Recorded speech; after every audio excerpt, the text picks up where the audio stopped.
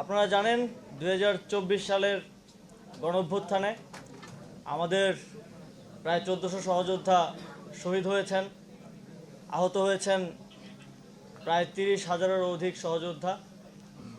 বাংলাদেশের ইতিহাসে অত্যন্ত গুরুত্বপূর্ণ একটি ঘটনা হয়ে থাকবে এই গণঅভ্যুত্থান, যে গণঅভ্যুত্থানের মধ্য দিয়ে একটা দীর্ঘ ফ্যাসিবাদী শাসনের পতন হয়েছে এবং তারপর আমরা নতুন বাংলাদেশ বিনির্মাণের যেই পথ চলা, সেই পথ চলায় অগ্রসর হচ্ছি।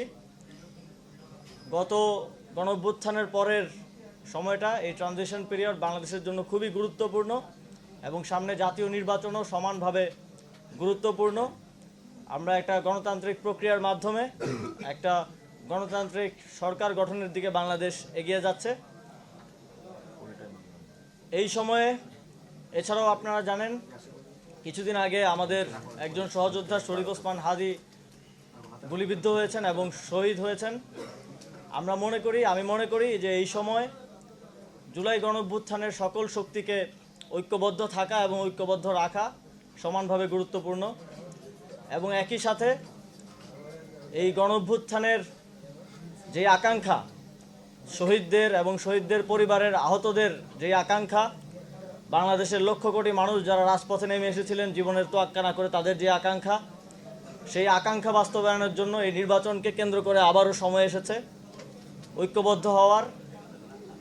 সেই জায়গা থেকে আমি জাতীয় নাগরিক পার্টি এনসিপিতে আজকে যোগদান করছি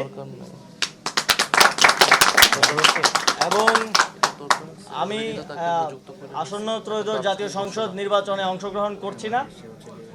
আমি মনে করি যে আমার একজনের সংসদে যাওয়ার থেকে আমাদের জুলাই গণঅভ্যুত্থানের সহযোদ্ধা দেশের সবচেয়ে শক্তিশালী 52.5 এন গ্রেডের পিসিসি সিমেন্ট আরও অসংখ্য সংখ্যায় সংসদে যাওয়ার ক্ষেত্রে যদি আমি অবদান রাখতে পারি, আমার দায়িত্ব যথাযথভাবে পালন করতে পারি, তাহলে এর থেকে বড় সাফল্য আর কিছু হতে পারে না।